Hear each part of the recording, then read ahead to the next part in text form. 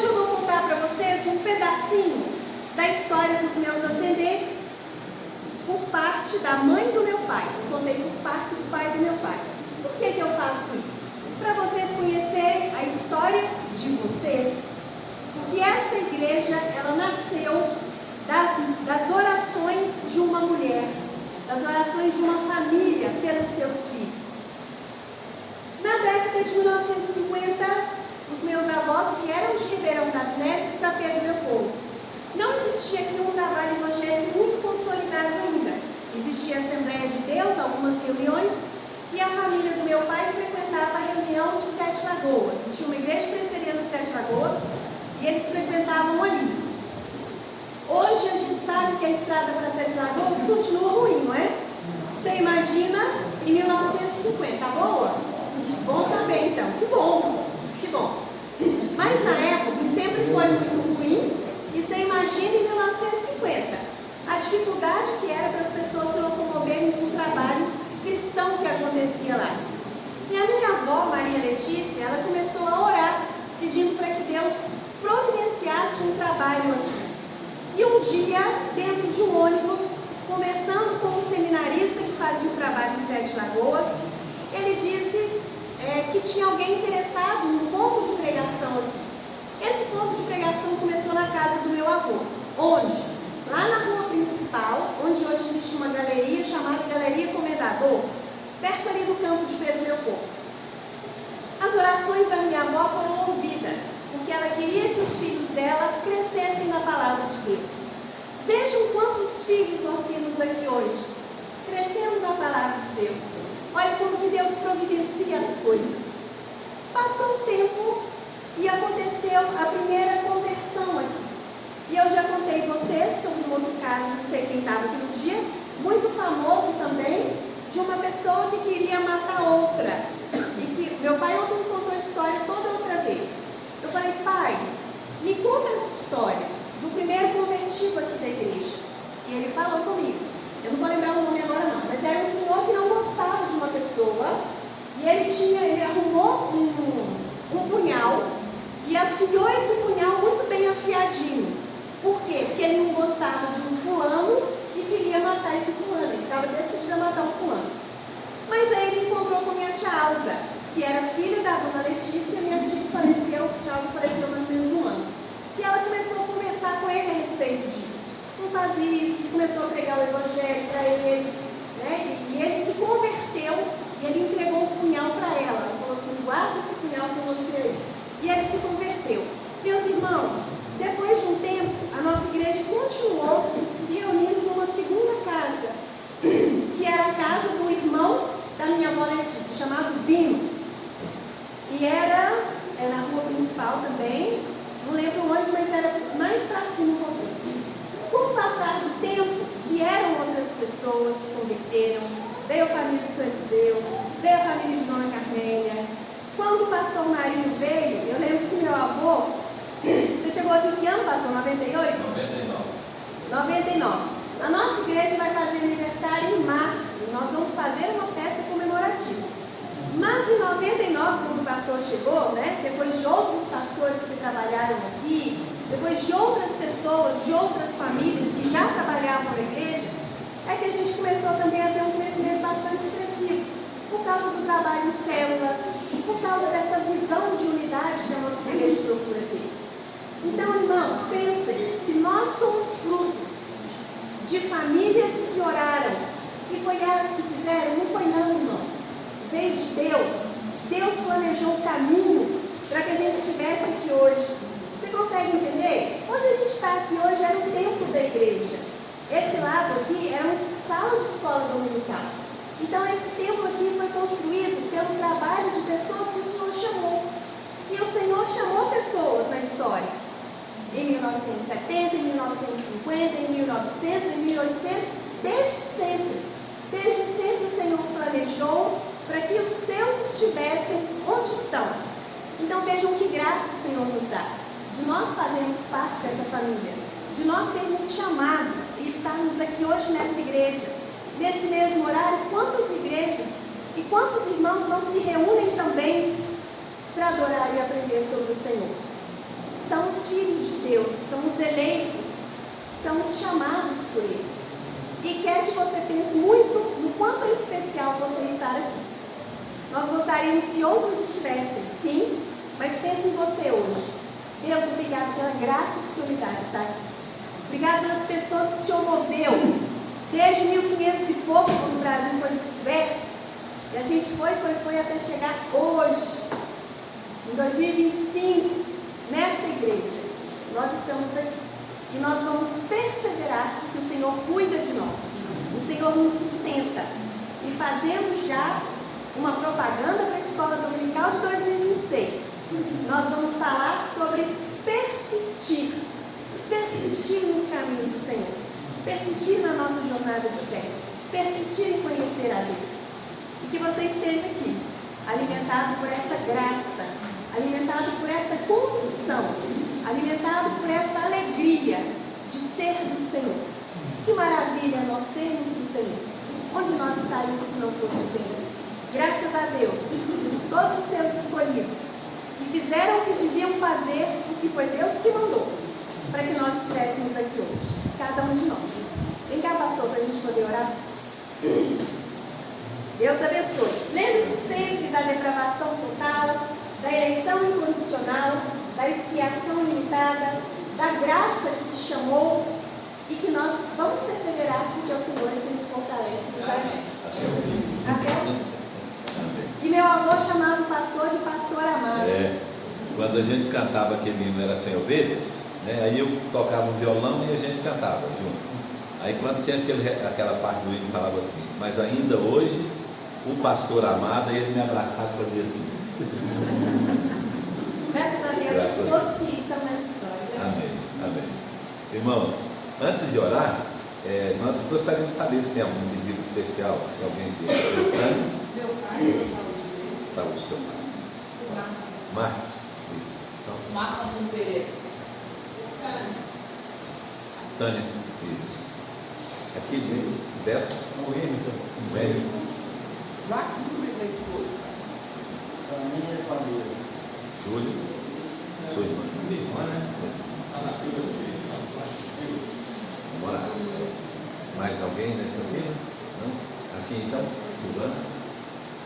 Lucas, beleza? Família também.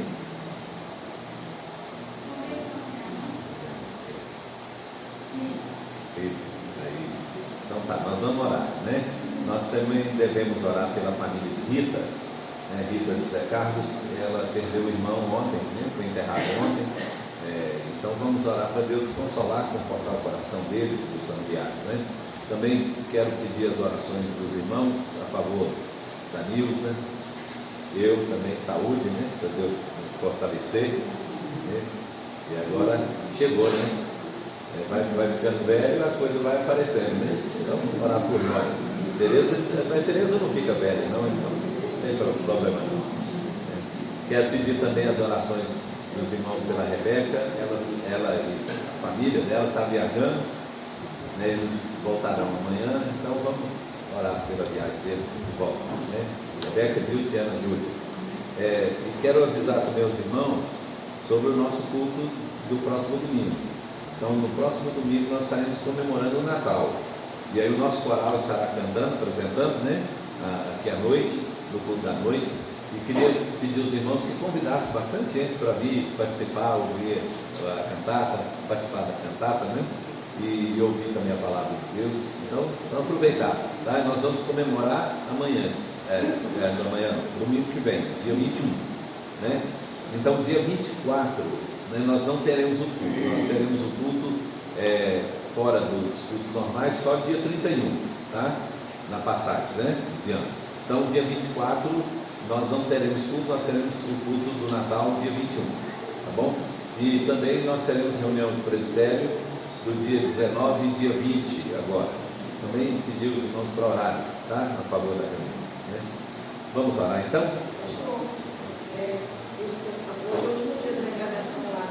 Sim. Então, quem puder, né, trazer o alimento não perecível para confeccionar cestas, né, lá para Confins, tá? Vamos orar então?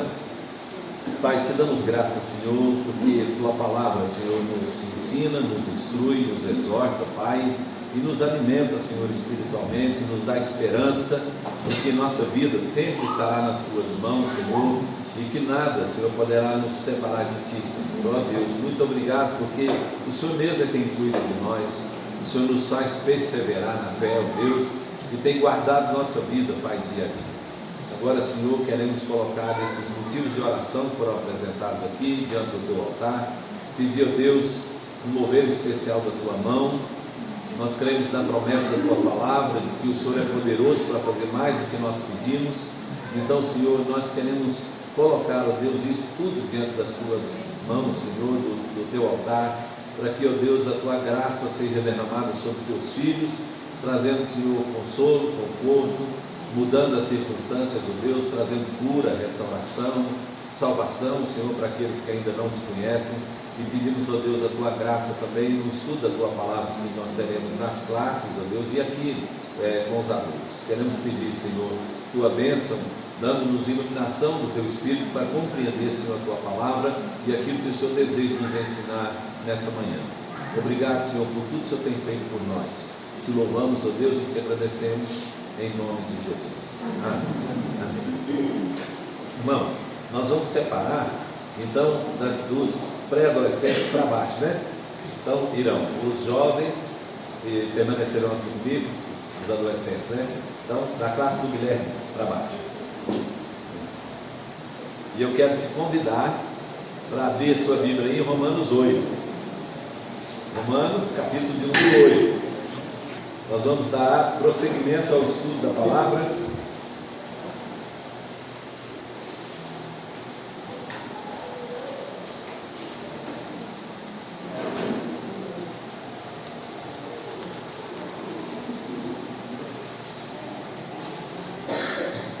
Romanos capítulo 8, nós daremos só 2 versículos, o versículo 26 e o versículo 27. Romanos capítulo 8, versículo de número 26 e 27.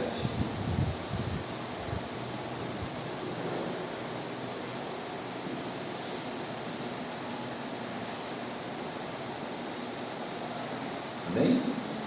O texto diz assim: também o Espírito semelhantemente nos assiste na nossa fraqueza, porque não sabemos orar como convém. Mas o mesmo Espírito intercede por nós sobremaneira, com gemidos inexprimíveis. E aquele que sonda os corações sabe qual é a mente do Espírito, porque segundo a vontade de Deus é que ele intercede pelos santos. Amém. Deus abençoe o texto para a nossa edificação. Vamos lá, irmãos. Nós estamos estudando essa carta, irmãos, preciosa, que é a carta de Paulo aos Romanos. E Paulo, nós dissemos aqui na última reunião que nós tivemos, Paulo fez como que uma autoapresentação da sua fé, daquilo que ele cria para a igreja de Roma, porque a intenção de Paulo era ir até a Espanha e queria que a igreja o encaminhasse, né? Então, que a igreja fosse a responsável por colocar Paulo na Europa, né, para pregar o evangelho na Europa.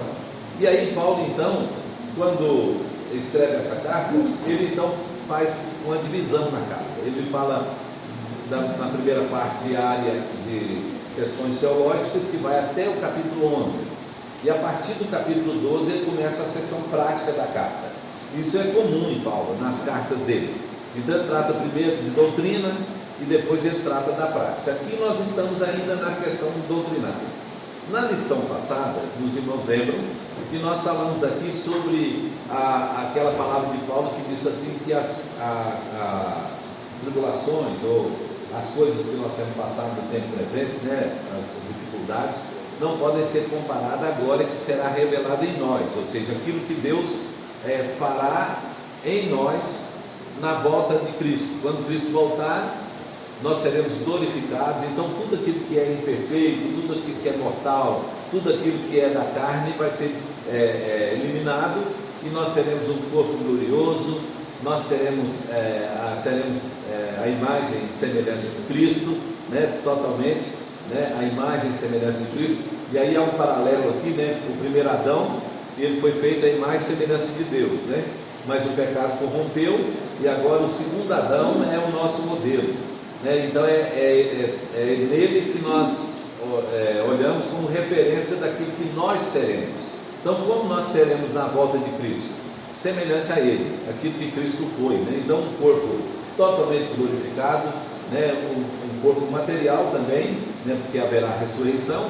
Então, um corpo físico, material, porém um corpo diferente do corpo que nós temos, porque esse corpo que temos agora é sujeito, né, a fraquezas, a doenças, né, a limitações, e o corpo ressurreto, glorificado, não estará sujeito a nada disso, né? E o exemplo disso é o Senhor Jesus, Ele que é o nosso referencial. E aí, quando ele fala que não há de ser comparado, então ele diz assim: então há um período em que nós aguardamos aquilo que está para ser revelado. Qual que é esse período que nós aguardamos para ser revelado? É o período que nós estamos vivendo.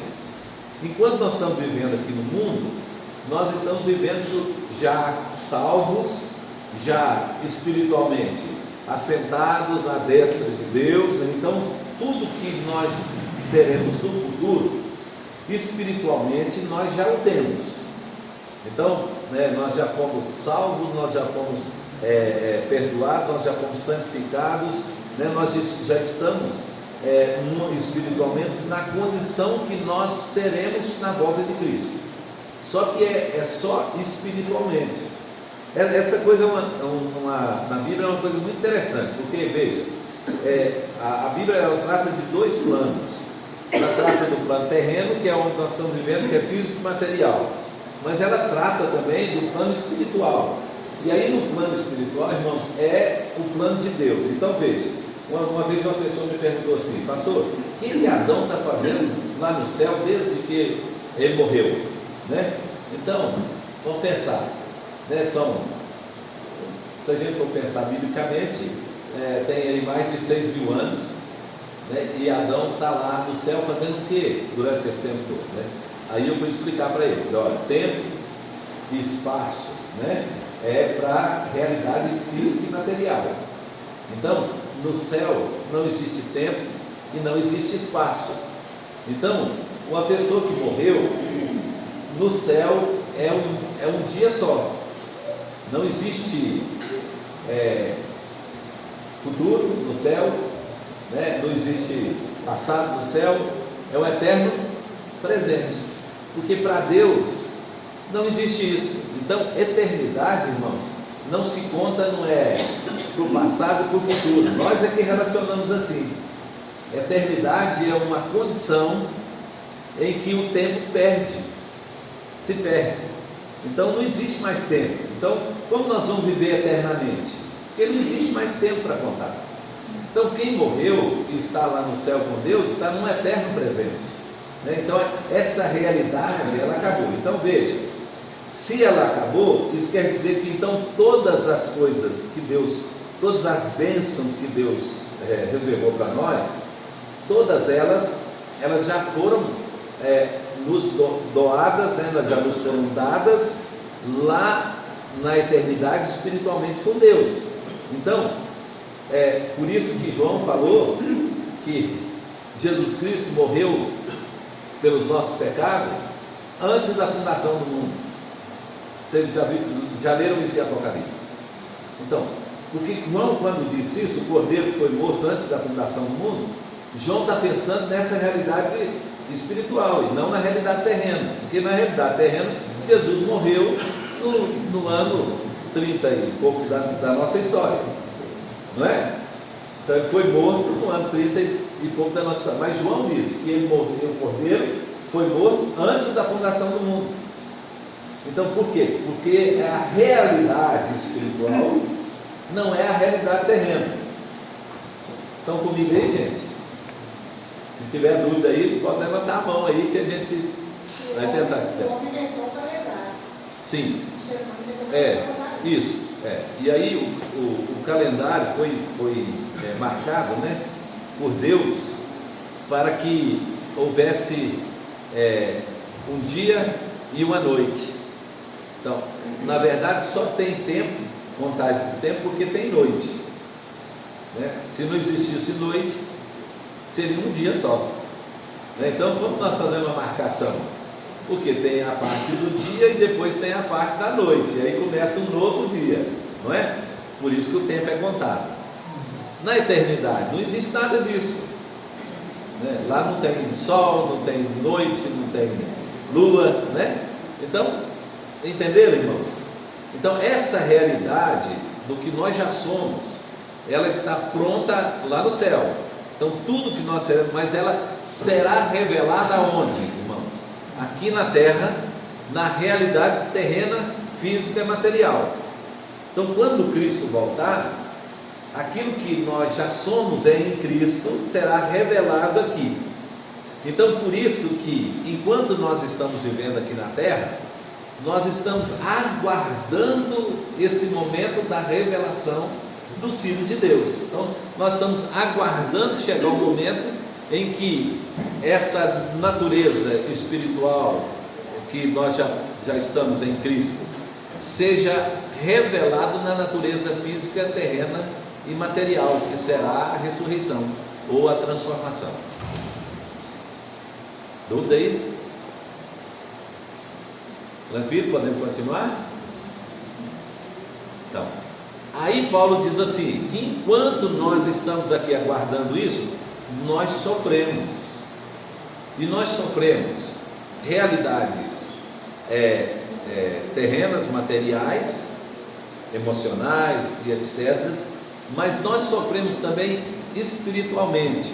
Então veja, as tribulações que nós passamos na vida, elas são na realidade terrena, mas há um outro sofrimento que nós passamos por ele, que não são, digo, as tribulações e as coisas da vida presente, do dia presente. É um sofrimento, vou colocar isso entre aspas, espiritual, enquanto aguardamos o que ainda não aconteceu. Enquanto estamos na esperança, nós estamos ansiosamente sofrendo a espera daquele dia em que nós seremos revelados. E aí ele diz assim, então nós gememos no nosso íntimo, aguardando ser revestidos, ou seja, aguardando que esse corpo material, terreno, todo se revista daquilo que é a nossa realidade espiritual, que nós já somos em Cristo e que será revelado no último dia. Tranquilo? Tá. Aí ele falou que também a natureza, a criação, ela também aguarda isso, porque na revelação dos filhos de Deus, na revelação de quem nós seremos quando Cristo voltar, toda a criação ela também será redimida ao seu estado natural, ou seja, o estado em que ela foi criada por Deus. Lembra que quando Deus criou, Deus viu que tudo era bom, né? Então tudo era bom, tudo era perfeito, mas o pecado corrompeu não só o homem, mas trouxe também sobre a natureza, sobre a criação, a corrupção. Então, tudo que Deus criou, que era bom, com a entrada do pecado, ficou sujeito à vaidade do pecado. Então, quando Deus falou com Adão sobre o pecado de Adão, Deus disse assim, maldita é a terra por vossa causa. Então, por causa do pecado de Adão, a terra toda se corrompeu. Então, a terra passou a não mais só produzir frutos, mas agora produzia também cardos, abrolhos, espinhos e etc. Pragas, né? Então, tudo que existe no mundo de ruim, na natureza que é ruim, então é fruto do pecado. Ou seja, do pecado direto do homem, de ação do homem, ou seja, daquilo que foi imposto como consequência do pecado do homem, né? Então, a terra, não existe na terra agora pragas, que não existia. E essas pragas nem todas são ações diretas do homem, né? São coisas que a própria terra produz pela sua corrupção. natural. E aí diz Paulo aqui que também a natureza, também a criação, ela geme aguardando a nossa revelação. Então veja, nós no nosso íntimo gememos aguardando a volta de Cristo. Então as tribulações, as angústias do século que nós vivemos, elas impõem sobre nós um sofrimento para nos levar a desejar e aguardar o dia da volta de Cristo, quando nós seremos totalmente transformados. E a criação, semelhantemente, também passa por esse mesmo sofrimento, aguardando que nós sejamos revelados. E aí agora, no versículo 26, Paulo diz que também o Espírito geme. Então veja, primeiro ele falou que a natureza geme, ele diz que nós gememos, aguardando, e agora ele diz que o Espírito de Deus também, que está em nós, também geme, né? E geme com gemidos inexprimíveis, ou seja, que não tem como a gente expressar, né? Revelar. Como que é isso? A gente não sabe, só Deus sabe, né? Então, e aí o gemido do Espírito, né, associado a essas coisas, ele o é diante de Deus, né? E aí nós vamos tentar explicar isso agora aqui. Pergunta aí, antes da gente seguir. Também? Também tranquilo? Então vamos lá. Aí Paulo então diz assim, versículo 26, ele começa dizendo assim: também o Espírito. Então, também o Espírito, por quê? Porque ele falou da natureza, ele falou de nós mesmos, e agora ele diz assim, também o Espírito. Então, são os três, né? A natureza geme, nós gememos no nosso íntimo, também o Espírito. Aí diz assim, semelhantemente, a natureza e a nós. E diz assim, nos assiste na nossa fraqueza. Então veja, não é só Deus o Pai que nos assiste na nossa fraqueza, né? Mas também o Espírito nos assiste, né? Qual fraqueza que ele está falando?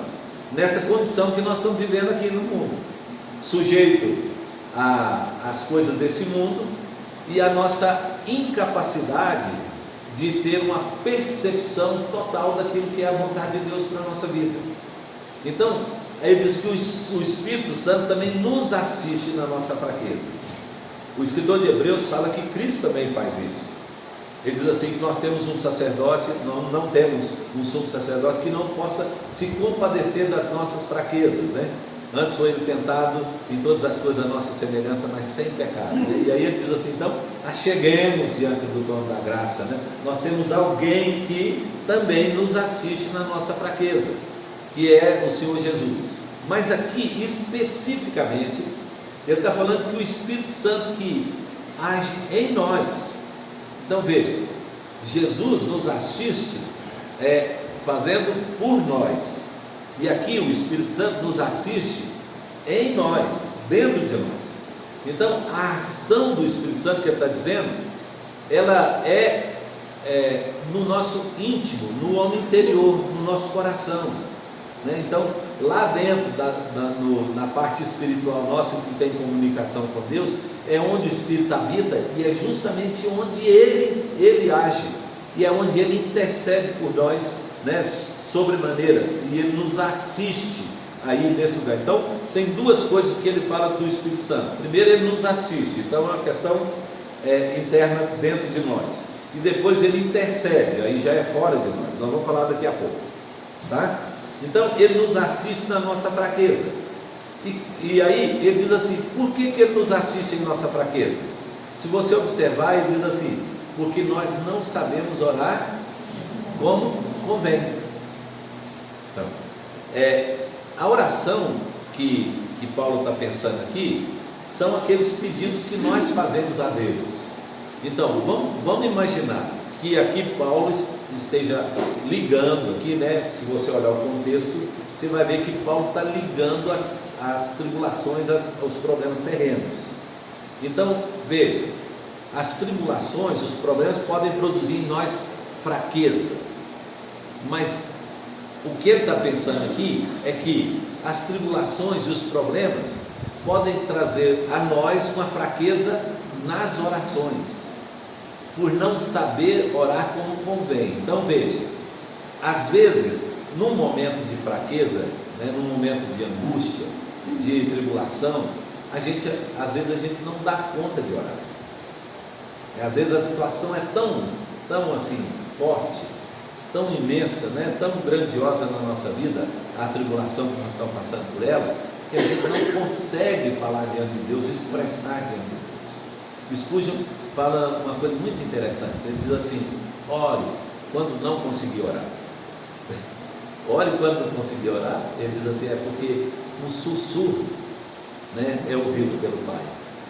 Então às vezes a gente não dá conta, a gente só diz assim: ai, né, ô Senhor, né?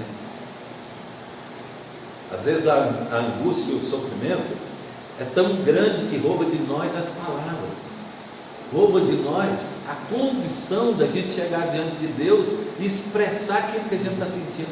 Às vezes a gente nem sabe mesmo o que nós estamos sentindo, a dor é tão grande, o sofrimento é tão imenso e tão intenso, que a gente não dá conta de expressar isso diante de Deus em palavras. Então isso é uma dificuldade, e aí diz que o Espírito nos assiste nessa fraqueza, então por não dar conta. Mas também às vezes, irmãos, ele está pensando aqui também, porque às vezes as palavras que nós falamos e a intenção com que nós oramos também não é aquilo que é a vontade de Deus.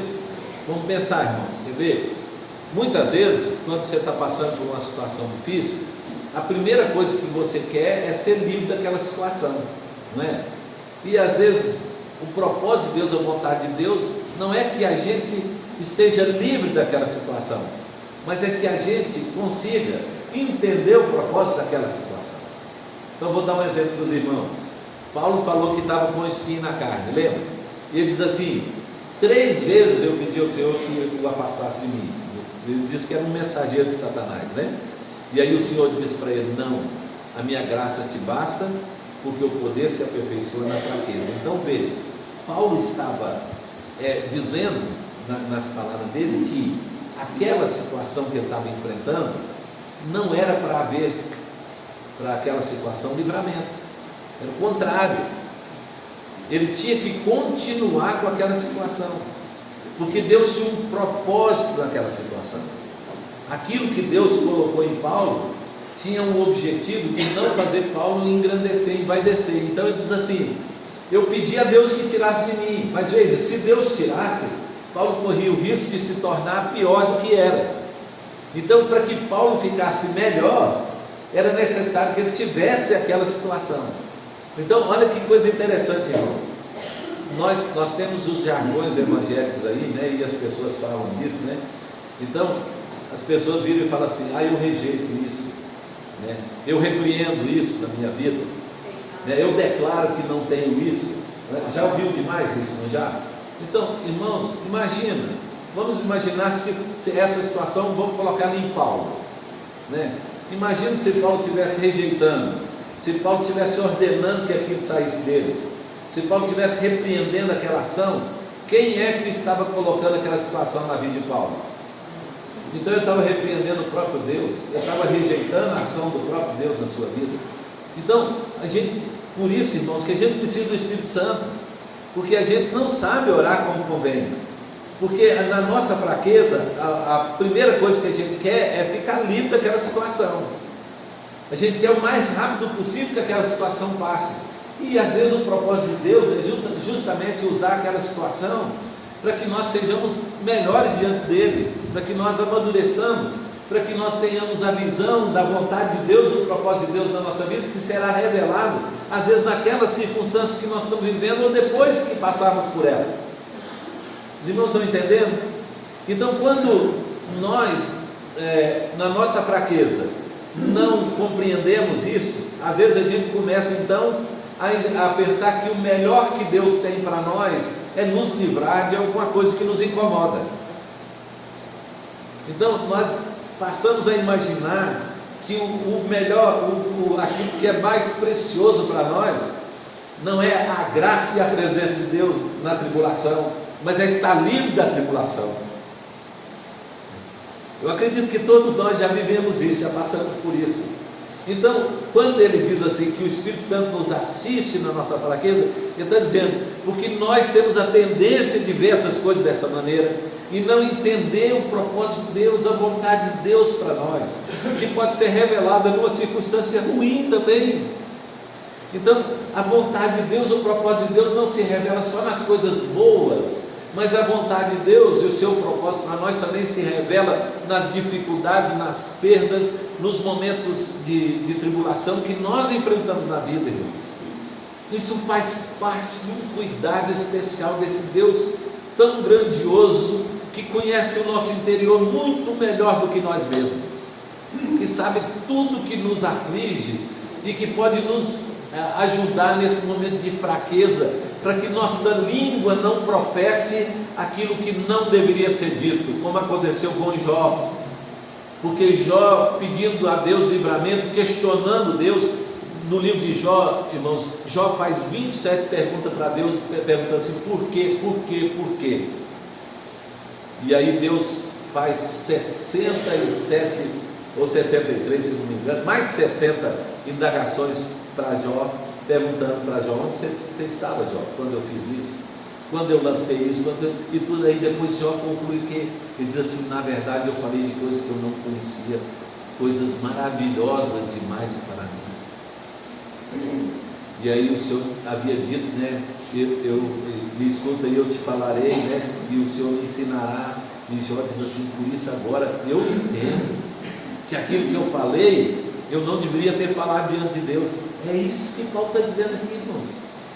É essa fraqueza que nós temos de querer olhar a coisa só no aparente, só naquilo que se revela, no momento que nós estamos vivendo. É de ver a vida cristã apenas nas circunstâncias que nós estamos vivendo e não do que está além das circunstâncias, não do que está por trás das circunstâncias, que é o nosso Deus, e não perceber a mão de Deus conduzindo e dirigindo todas as coisas de maneira que sempre será o melhor para nós. Por isso que a vontade de Deus é sempre boa, agradável e perfeita, mesmo que nós não tenhamos a compreensão disso na hora, no momento que nós estamos vivendo. Aí você pode dizer, pastor, mas quando a gente está sofrendo, a gente quer ficar livre disso mesmo. E é mesmo, é verdade. Mas esse anseio do nosso coração é por causa da nossa fraqueza, né? Então chegará um tempo, irmãos, que nós conheceremos assim como nós somos conhecidos, diz a palavra. Então vai chegar um tempo disso, mas porque nós temos essa fraqueza, então Deus nos deu um Espírito que nos assiste. Assistir aqui, irmãos, não é olhar não, viu? Não é como a gente assiste o futebol, não. Assistir aqui é prestar assistência, é cuidar, né? Como uma pessoa enferma e a gente vai lá assisti-lo na enfermidade, ele vai cuidar dele. Então é assim que o Espírito Santo age. Paulo está dizendo assim, que ele nos assiste na nossa fraqueza. E ele diz por quê? Diz porque não sabemos orar como convém, nós não sabemos como pedir, nós não sabemos o que pedir muitas vezes, né? E nós não sabemos aguardar o tempo de Deus para que aquelas coisas aconteçam na nossa vida. Então por isso nós precisamos do Espírito de Deus, e Ele nos deu o Espírito para isso, né?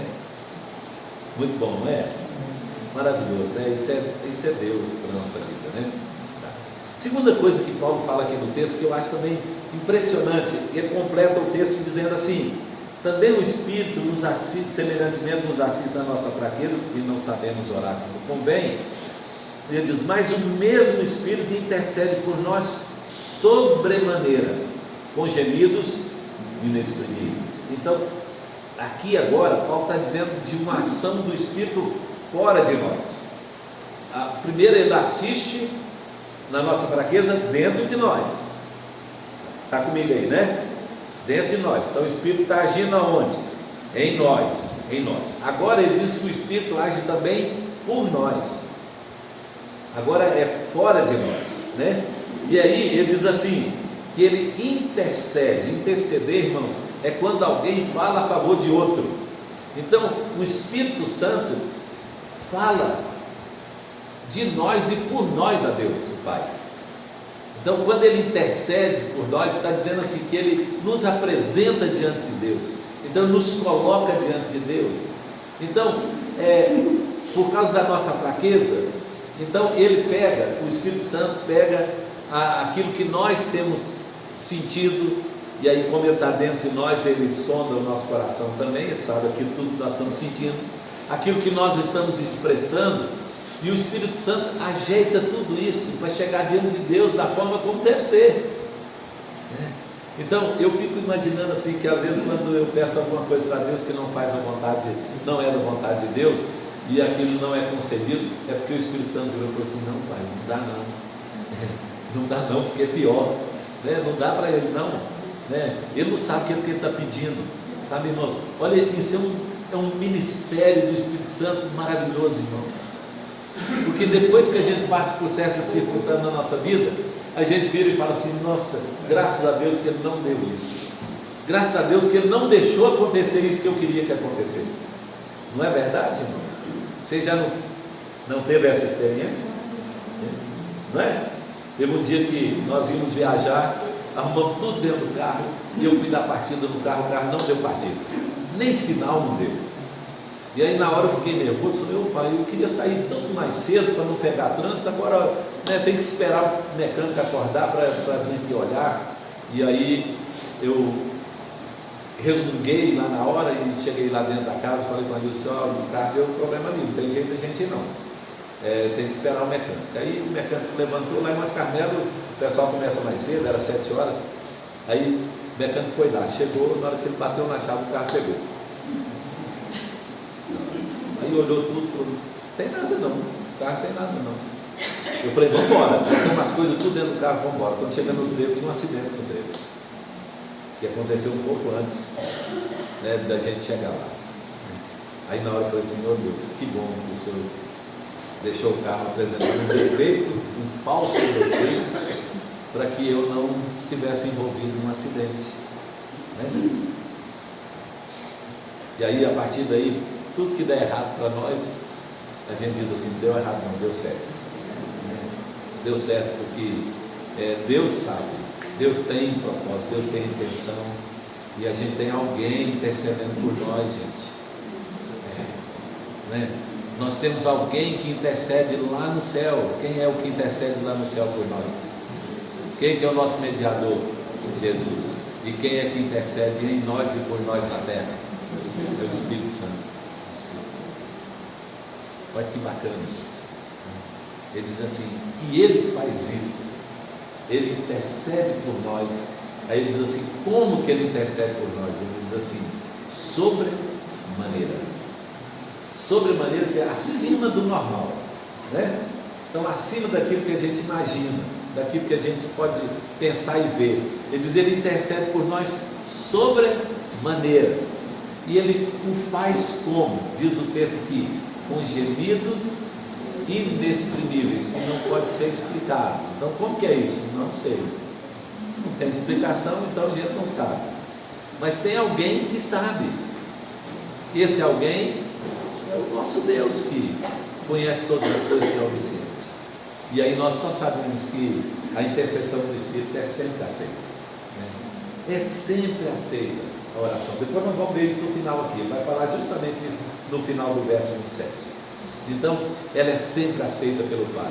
Aí diz assim: então Ele intercede por nós. Então, fora de nós, diante do trono de Deus, Ele intercede por nós sobremaneira, com gemidos inexprimíveis.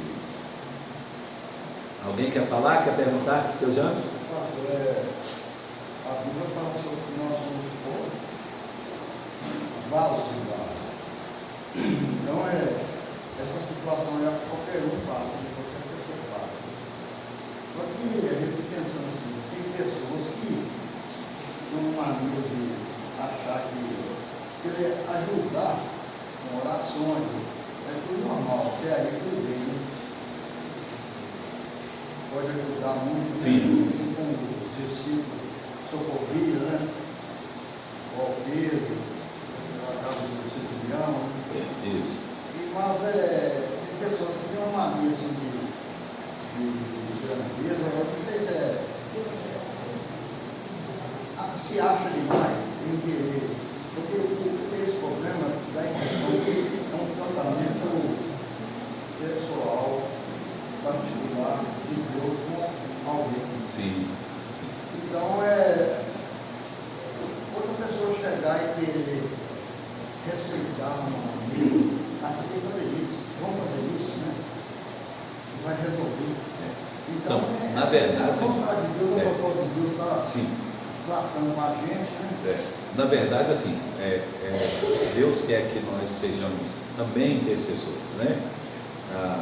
A intercessão, ela não é igual aqui no Espírito Santo. Então, veja, o Espírito Santo não substitui as nossas orações. Então, ele não está dizendo assim, ó, você não precisa orar que eu vou orar por você. Não é isso. Ele nos assiste, ele nos ajuda, né? Então, ele não substitui as nossas orações diante de Deus. Ele não diz para que não oremos, que ele vai fazer por nós. Não é assim. Também a intercessão de um irmão para o outro também não substitui as orações dos irmãos. Há um entendimento errado quando a pessoa acha assim que fulano é mais ungido que eu, né?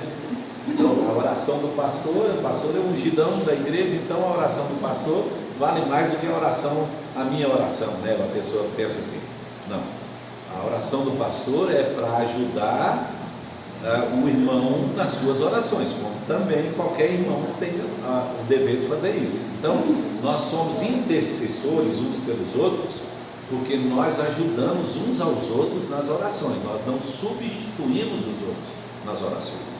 Cada um de nós tem que fazer a sua oração, e o irmão, então, quando ora conosco, ele nos ajuda. Então, ele ora conosco e por nós, nos ajudando nas orações, mas não em nosso lugar. A mesma coisa que do Espírito Santo, né? Mas tem gente que pensa que quando a pessoa passa pela noite sono, né? Esse tipo de problema, passa muitos dias sofrendo, né? Querendo a solução e não consegue, Deus não dá de passar a mão na cabeça da pessoa. Aí nessa situação assim, liga para o irmão e diz, irmão, me ajuda aqui em oração que eu estou passando pelo vale, eu estou precisando. Beto? Pastor, pressentimento. A gente tem um pressentimento não muito bom. Isso é de Deus? Pode ser, Beto. E às vezes pode ser de Deus e às vezes pode ser só humano, né? Só sentimento humano. Quando é de Deus, pode ser sinal, um sinal de Deus para a gente orar, né? Veja, nós já aprendemos aqui, irmãos, que não há nenhuma bênção de Deus espiritual na nossa vida se não houver oração por ela. Deus condicionou que as bênçãos dele serão derramadas na nossa vida quando nós orarmos ou quando alguém orar por elas. Então essa foi a forma que Deus estabeleceu, né? Então por isso, muitas vezes vem assim, aquela sensação, aquele sentimento que alguma coisa ruim vai acontecer. Para que isso? Às vezes é o Espírito de Deus movendo o meu coração para orar por aquela pessoa. Então, às vezes eu tenho muito isso, acordo de madrugada e vem na minha mente uma pessoa específica, uma pessoa da igreja, aí eu oro por ela. Às vezes eu sonho com alguém que não tinha nem sentido nenhum, alguém da igreja, e aí na hora que eu acordo, eu digo, bom, pode ser que Deus está me despertando para orar pela pessoa, então vou orar por ela agora para Deus abençoar. Agora, às vezes pode ser simplesmente um sentimento humano, às vezes de ansiedade, que nós estamos com uma situação, né? E aí a gente tem aquele pressentimento de que aquela coisa pode acontecer, pode dar ruim, né? Mais alguém parece que levantou a mão? Lá atrás. Como para posicionar. Mas eu normal, eu pensava demais, mas no finalzinho, fazer pesquisa já está uma hora atrás. Eu esquisito. E um dia eu fui lá também. Aí mãe falou para mim assim, eu irmã, Deus não deixa ou nunca. É porque às vezes aí passa a idolatrar a pessoa, né? E aí a pessoa passa a ser, a tomar o lugar de quem é o nosso mediador. Quem é o nosso mediador? É Jesus, né? Então, mas aí o erro muitas vezes está muito mais em quem vai do que quem está fazendo. Não é? Porque orar é um dever de nós orarmos, mas quem vai lá nessa convicção de que aquela pessoa lá tem poder, né? Não existe oração poderosa, existe Deus poderoso, né? Deus é que é poderoso, oração não é poderosa não, oração é instrumento, né? É instrumento, né? E Deus é que é poderoso, amém, gente? É algo que não passava. A gente não sabe o que era, mas era algo permanente na vida de Paulo, e que Paulo precisou ficar com ele, né? Até a sua morte, né? E quem determinou isso foi Deus, né? Então Deus disse: eu não vou livrar, vou dar graça, o melhor é a graça, né? Tranquilo aí, gente? Então vamos lá, olha, versículo 27 então. Agora o versículo 27, Paulo diz assim, que o Espírito faz tudo isso que nós já vimos aqui. Aí no versículo 27 ele diz assim: e aquele que sonda os corações. Quem é que sonda os corações? Deus. Então Pai, né? Ele está pensando aqui no Pai. Aí ele diz assim: e aquele que sonda os corações sabe qual é a mente do Espírito. Qual o Espírito aqui? O Espírito de Deus. Porque logo na frente ele faz, porque segundo a sua vontade é que ele intercede pelos santos. Então ele está pensando aqui que o Pai que sonda os corações sabe qual é a mente do Espírito. Lógico, Deus, o Pai e o Espírito são um só, né? Então aquilo que é a mente de Deus é a mente do Espírito.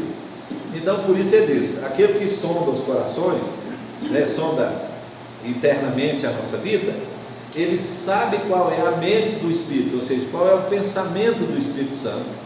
E aí ele diz assim: porque segundo a vontade de Deus é que ele intercede pelos santos. Então ele está dizendo assim, que aquilo que o Espírito Santo está pensando é aquilo que é o certo para a nossa vida, que é o melhor para a nossa vida.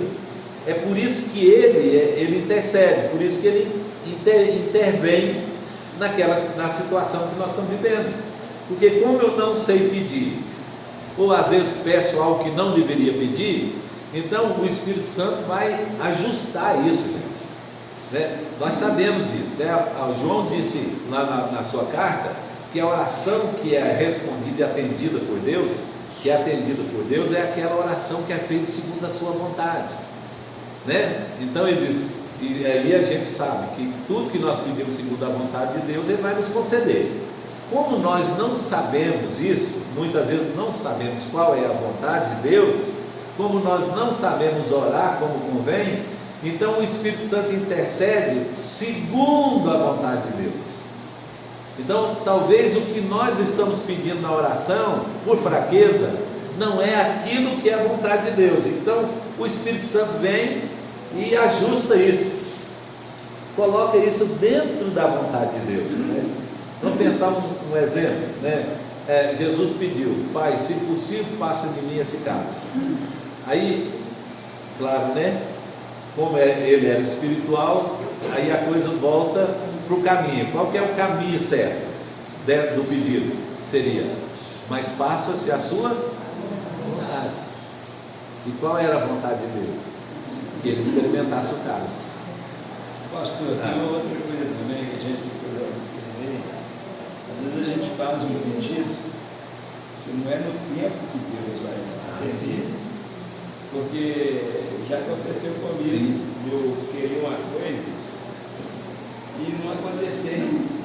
Aí passa, aí de repente sim, acontece. Aí o Espírito, tempo de Deus. sim, aí o Espírito nos assiste na nossa fraqueza. Para quê? Para que a gente não desista, velho. Não é? Porque se toda oração que a gente pedisse, Deus atendesse imediatamente, na hora, então aquela que demorasse, a gente não acharia que não era a vontade de Deus, não é? E aí a gente desistiria, não é? Então, aí, quando ele diz assim, que segundo a vontade de Deus, está dizendo assim, ó, O Espírito Santo sabe perfeitamente o que é para cada um de nós individualmente. Então, claro, porque às vezes o que é para mim não é para Letícia.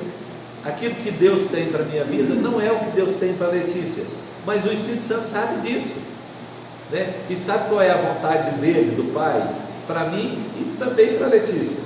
E aí ele vai então ajustar para que aquela oração fraca, aquela oração que não deveria às vezes ter sido feita, ela não chegue diante de Deus como um pedido, mas ele vai ajustar para que ela chegue de acordo com a vontade de Deus, para que então haja resposta nas orações. Olha que bacana, irmãos, olha que coisa maravilhosa, porque aí corrige, né? por isso que Paulo falou que nele nós temos sempre o quê?